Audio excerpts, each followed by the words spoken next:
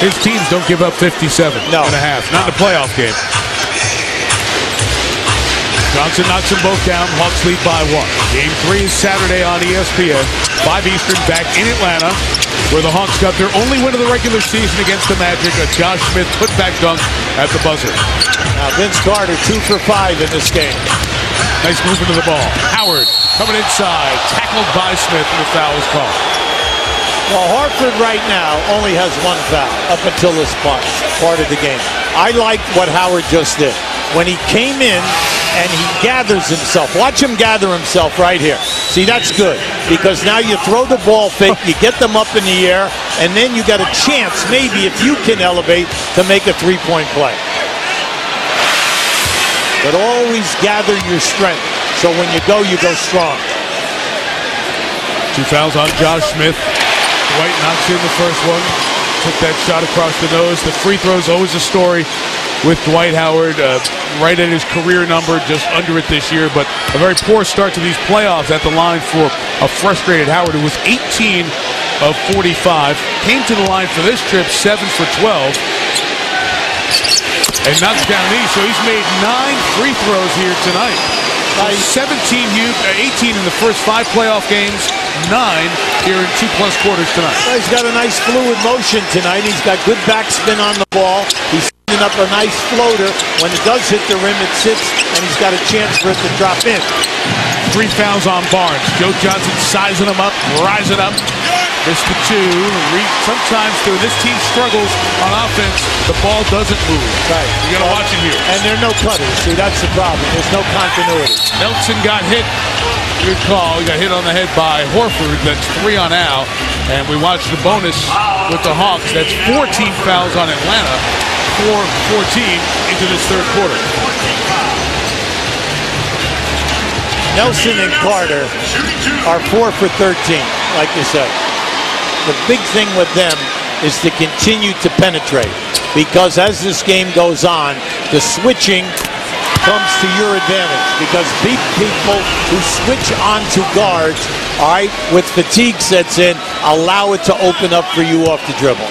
Sometimes you get fouls, you get to the free throw line. Look at what Jameer Nelson has done here in the playoffs compared to the regular season. 4 more shot attempts, and he's making those shots. And Hubie, he is playing at the level he did in 2009 when he made the All-Star game and then hurt his shoulder and was out all the way up till the finals. 13-2 here in the third quarter. Horford changes that with an outside shot. Boy, Al Horford showing you the complete game here in Game 2. Well, he can make these, Mike. Now, in the first half, everything was on the baseline. But I like the fact you can lay off of him, 17-19, he'll take the shot. Setting up to get inside. Nelson on the drive. Got another one. See, and there it is, Hubie again. There it is. That's recognition. Al Horford on me. Once I get 2 dribbles, there's no way he's going to stay with me. And then Jameer Nelson, for a little guy, can really play the board. Crawford in, Bibby out. That's been a struggle for this team. They took advantage of Bibby on the defensive end. Smith getting to the basket and scores. So Josh Smith knocks down his 3rd field goal. Yeah, they got to get him going. He's 3 for 8, but more important, he affects the game in so many areas. Just got to get him functioning. Oh, what a move. Yeah, Nelson and 1. Jameer Nelson taking over in this third quarter. Now, he's a tough guy. He's a little guy, but he's a tough guy. Plays with his heart. He loves to go right. Watch how he takes this contact. See, he's going to challenge you. Size, no problem here. I'm taking you to the rim because I play the board as well as anyone who's going to the basket strong. Talk about it often whenever we see either one of them, but that great year for Phil Martelli and St. Joe's in 2004 when Delonte West and Jameer Nelson combined 27-0. They lost in the regional final. Jameer Nelson was the consensus National Player of the Year. He had a very good career. Giving up some size to Jamal Crawford and is called here for the foul. That'll be the 2nd foul on the Magic here in the 3rd, and 2 on Nelson for the game. Mike, that was interesting because they did not double team. They did not run a double teamer to help Nelson. Now remember, he's given away about 4 inches there with Crawford, 4 to 5 inches. Crawford naturally is going to shoot over the top. But I give Nelson a lot of credit. We always tell guys, remember, the Cardinals send the basketball, fouling a jump shooter. Make him make the shot, especially a guy who shoots 85 on the line. One more coming for Crawford, who did a great job. He started 145 games, if you combine 08 and 09, and really embraced the role of six-man this year, thrived in it. And, and we always talk about is you start the game or you finish the game. Nobody played more fourth-quarter minutes in the NBA this year than Jamal Crawford. Jamal Crawford scored over 20 32 times.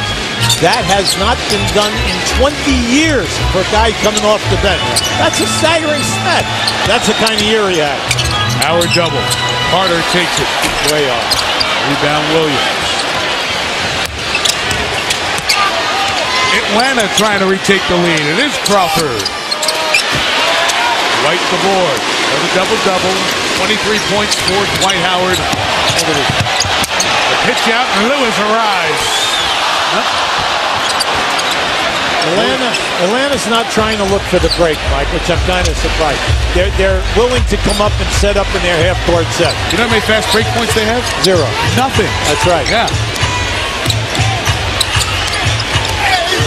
Crawford in the paint gives the Hawks the lead again. In the second quarter, when Atlanta stepped out and dominated, they kept Bibby out of the game, Crawford at the point.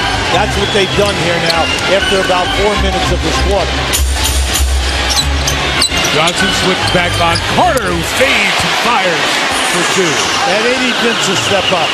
You know, during Vince's career, playoff time, he's a 24, 25-point scorer and a pretty good shooter.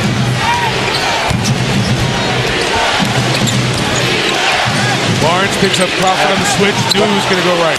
Barnes is tough. Barnes is tough. Foul's going to go down here. Now, Vince Carter's all upset. He has a right to be. Okay? I agree. That was an offensive foul. But I think it's this end of the court, Mike. I don't know what it is at that end. To our right, nobody can get a charge call on this call. You got to see it right there. Come on, that was blatant. He was outside the circle. Not a problem. Now, Vince Carter has the right to be upset. And the point you made was great earlier. You got to let him go. You cannot get so emotionally involved in calls that don't go your way, because in the playoffs, a lot of calls don't go your way. Like the emphasis on every possession at playoff time. The intensity level steps up. The preparation steps up. Players are less fatigued. The best players, now they don't play 32, 34 minutes. They play 38 to 40 minutes now. So there's so many variables that go into playoff time. Hey, how about this for Atlanta? Make your free throws, kids. How about 21 of 21? They've all gone down for the Hawks, who lead by 1 in Game 2. Trying to send the series back to Atlanta, all square. Remember, they lost Game 1 by 43 points. Lewis, physical with Joe Johnson, and got fouled. I tell you, Rashard Lewis has really showed us tonight that he still has game down on the post. Any time that they had that switch in that first half, whether it was Williams or whether it is Joe Johnson, I'm posting you up, I'm calling for the ball, and I am scoring because he is having a terrific night here tonight. The All-Star game in 2009. The NBA threes made and shot in 09. Less this year, but still an effective percentage. Game 3 is tomorrow night. Doubleheader on ESPN in Boston and San Antonio. Primetime on ABC will be in Salt Lake City for Game 3 of the Lakers Jazz. NBA on TNT Sunday night Game 4, that Suns San Antonio series. And as mentioned, this series continuing in Atlanta at 4:30 Eastern pregame, 5 o'clock tip with the Hawks and the Magic. Game 3. All tied at 69. 4:24 to go in the third. Rolling to the basket, and Smith. And Barnes going to be called for the foul. Kind of not giving Smith the opportunity to get to the rim. Not a good play by Barnes. Plus the fact that Josh Smith always comes back to his left hand. He was going from left to right. Now, it was a great pass, but when you're going from left to right and you're trying to come back, okay, that forced you to go to your right hand, which he very seldom uses. Give Barnes a lot of credit for coming over to negate that shot.